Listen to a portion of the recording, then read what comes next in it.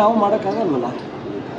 ಈಗ B J ಪಿಯವರು ಕಾನೂನನ್ನು ನಾವು ನೋಡಿ ಕಾನೂನು ಮಾಡಿ ಸಂವಿಧಾನ ಇಂಪ್ಲಿಮೆಂಟ್ ಮಾಡಿ ಅದಾದ ನಂತರ ಈಗ ಕಾನೂನು ಸಂವಿಧಾನ ಅಂತ ಮಾತನಾಡೋದು.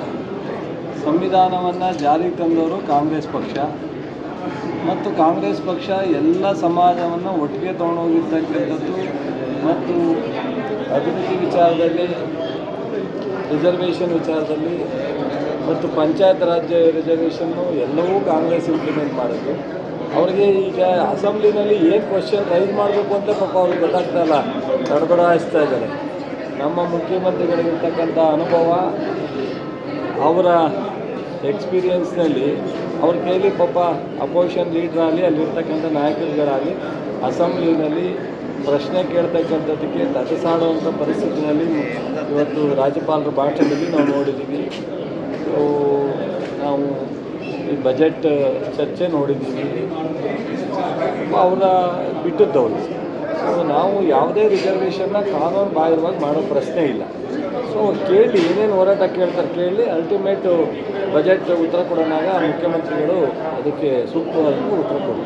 ಸರ್, ಇದನ್ನು ಎಚ್.ಎಂ. ರೇವಣ್ಣವರು ಮಹಿಳೆ ಮೇಲೆ ಹಲ್ಲೆ ಮಾಡಿದ್ದಾರೆ, ಕಾಂಗ್ರೆಸ್ ಕಾರ್ಯಕರ್ತರು ಅಂತ ದೂರು ಕೊಟ್ಟಿದ್ದಾರೆ. ಯಾರು? ಕಾಂಗ್ರೆಸ್ ಕಾರ್ಯಕರ್ತರು ನಂದಿನಿ ನಾಗರಾಜ್ ಅಂತ. ವಿಚಾರ ಗೊತ್ತಿಲ್ಲ, ಏನು ಅಂತ ಗೊತ್ತಾದರೆ ಹೇಳ್ಬೋದು, ಗೊತ್ತಿಲ್ಲದೆ ಅದನ್ನು ರಿಯಾಕ್ಟ್ ಮಾಡೋದು ಸೂಕ್ತ ಅಲ್ಲ. ಮತ್ತು ನನಗೆ ಇನ್ನೊಂದು ಯಾವುದೋ ವಿಚಾರ ಬಂತು.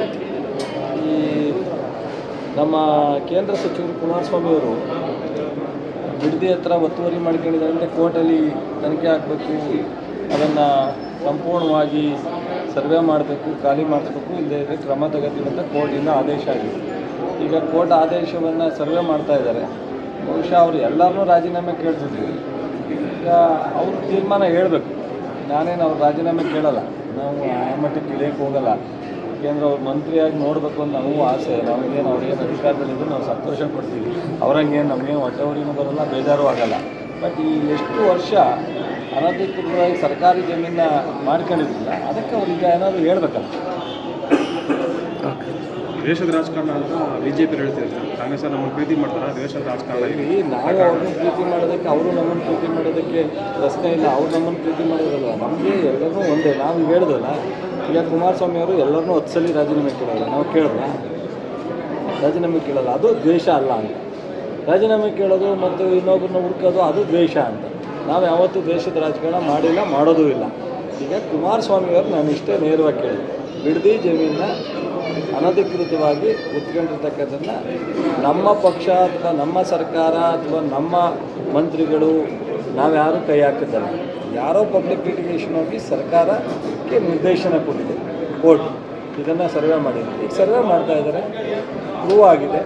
ಈಗೇನು ಅಂತ ಉತ್ತರ ಕೊಡಿ.